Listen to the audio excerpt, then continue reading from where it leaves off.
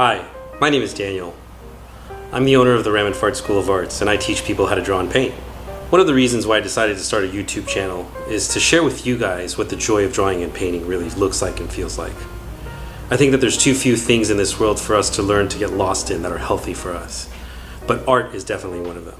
Today, I'm going to share with you one of the biggest mistakes that I see with both beginner and intermediate artists. And that problem goes way beyond what most people think. If they get this one part right, they'll see a significant difference in their artwork. And I'd like to show you what that is. So stay tuned. This is a canvas. It's actually a panel with canvas on top. And this particular canvas is actually linen with acrylic that is gessoed on top and allows for the artist to paint directly onto it. So when you look at a canvas, one of the first things that I think people don't really think about, and is very important, is the dimensions of the canvas itself. In other words, am I buying a square canvas? Am I buying a rectangular canvas? How wide? How long? What are those exact dimensions? This particular canvas is 9 by 12, and I really like working on this. And what I'm going to do is I'm going to gesso this one more time to make the surface a little smoother. And gesso is basically a primer that allows for you to paint on top. Then what I'm going to do is I'm going to add a color to it, and that's known as a wash. So I'm actually going to tint this canvas. And then after that, I'm going to show you what the most fundamental, most important part about drawing and painting is really all about, especially when you're working on a canvas. All right, so before I get into my wash, and before I actually show you the basic dynamics of what design really looks like on a canvas, I want to show you this pyramid that I've developed. So this is from my book, and you may not be able to read it, so I'll just show you. This blue section here says design and concept. Concept being a decision as to what it is that you actually want on your canvas. And we'll talk more about that later. But then the next layer of this pyramid is design. That is very, very important.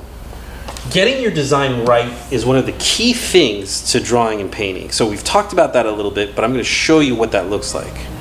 So before we think about shapes, values, the colors you're going to put down, what your edges look like, how thick your paint is, what the detail and refinement looks like, all of those things will be talked about.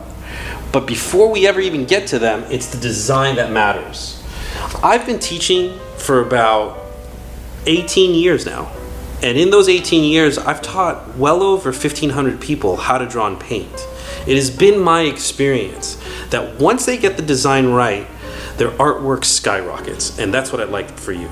So I got my canvas gessoed, and then I added a wash to it. So basically I smudged around a whole bunch of yellow ochre. The reason why I used yellow ochre is because that's the color temperature of my painting, and we'll talk more about that in another episode. But here's what I want you to look at. I've drawn 1, 2, 3, 4 lines. You'll see this a lot on a camera, and what those lines are is a division of thirds on your canvas.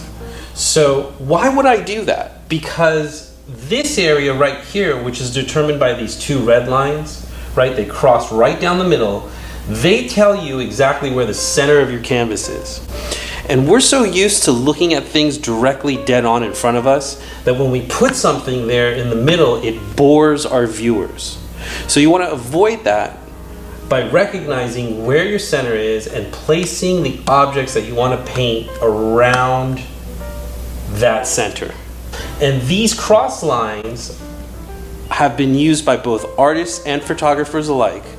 And what they do is they find these areas right here where they cross, which are known as sweet spots. So if you see something really interesting, you want to try and get them in one of these 4 corners, one of these 4 areas where the lines cross. Okay, so what about these lines here? This line, this line, this line, and this line are to remind you that those are the worst possible places to put anything. A lot of my students, when they bring in their artwork that they have done on their own and are looking for help, tend to put really important objects over here in the corner. And that's not where they belong. When you put them there, you're telling somebody that this is not important because it's pretty much outside of the frame of the painting. So the key thing to do is avoid putting in detail, putting in a lot of color, putting in a lot of information in those areas. Personally, what I like to do with my own paintings is I like to vignette those areas. That means I darken those areas and I avoid any important details. So really the main subject lands right here. It's what's known as your focal point. This is where you're putting all your key information. And what I like to do is try to use at least 3 of these areas, 1, 2, 3, or 1, 2, 3, or 1, 2, 3. Any of those 3 will work. That's where I like to kind of keep my main subject. So sometimes it'll be a head, body, and then some important object right here. It may be a landscape where right about here is where there's a barn. This is where my mountains land.